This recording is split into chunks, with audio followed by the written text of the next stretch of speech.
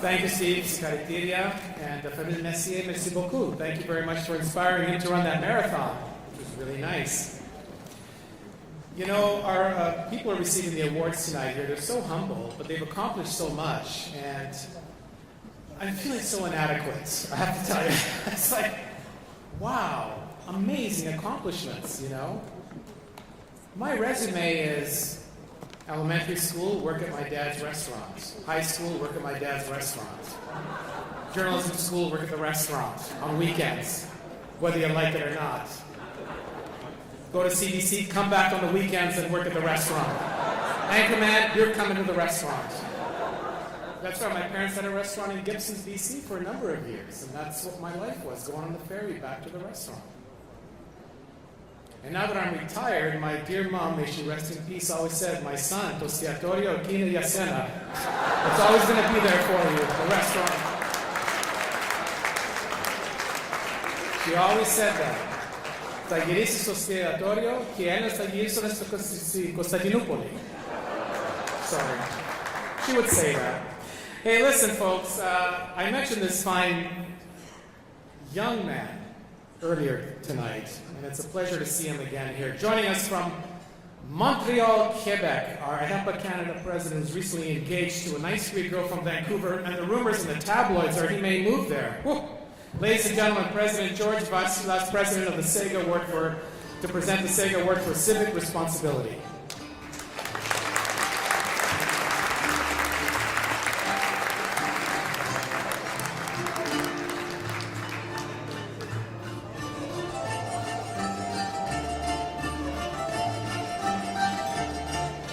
Fall for George, just like that woman in Vancouver did. Wow. Thank you so much, Costa. Distinguished guests, tonight honoree, members of the HEPA executive family, and for the family of Micropolis, bonsoir et bienvenue à cet événement gala pour les événements CEGA. I'd be remiss if I didn't start by congratulating the honor of the committee that put this together. For those of you who know, Jesus, these lights are bright. For those of you who do know the committee, they're meticulous, they work incredibly hard, and the person who I really want to thank is Dean Antonakis. I'm pointing Dean out.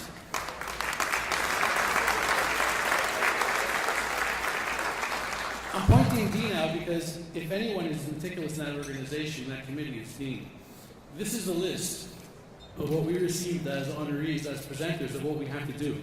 That includes make sure you wear black socks, make sure you say things properly. And we wanted to make sure to point you out, Dean, and thank you for spelling out my name correctly. So, in my line of work, I give many speeches, and with the HEPA as well, I give many speeches across Canada. And the trick really to giving speeches is to identify a person in the room that's always smiling and focus on that person. When I'm in Toronto, usually that person that I focus on is Lucy. But Lucy, they have you over here, so I can't always look here, so I have to focus over here. The second thing when giving a speech is to identify the 2 or 3 things from the person's biography that stand out and really mention them. However, with tonight's honoree, there are more than 2 or 3 things, and I can't do that. As you look in the bio over in the book, it's incredible what Nicholas has done in his community to promote civic responsibility and to promote that within his community, in the city of Edmonton, in the province of Alberta, and all across Canada. So what I want to do is talk a little bit about his involvement in HEPA. I know that we all know that Nicholas is a past Canadian president, and we're lucky enough that we have a few here with us. You saw Tony Vassilas earlier, Tony Mavramaras, Frank Antonio, Nicholas Adusidis, and Lazarus Chavito-Levy. So we're a fraternity of past Canadian presidents that whenever one is honored, whenever one is pointed out for doing great work, we always get together and congratulate them. But one of the stories that I have with Nicholas with the HEPA is obviously, as you know, he served as chapter president in the city, as district governor for 24, which stretches from Manitoba to Alberta.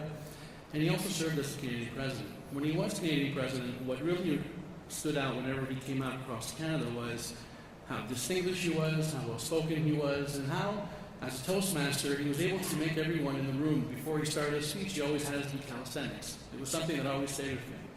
As you see, it worked out. And I did also run the Greece Marathon in 2009, shockingly enough. In the trips as Canadian presidents, and the ones that are in the room will tell you, we're lucky enough to have an excursion every year to Greece.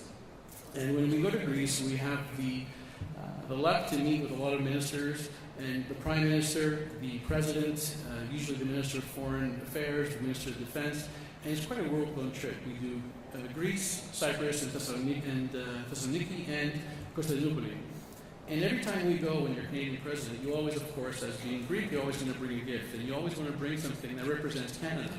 I know that when past Canadian President Vassilas brought a statue of an Inuit statue, and it was very well received, and I did see it on a couple of future visits on some ministers' tables. When Nicholas Spilios came, what he did was a truly Canadian thing. He brought Pacific smoked salmon, and every single minister loved it.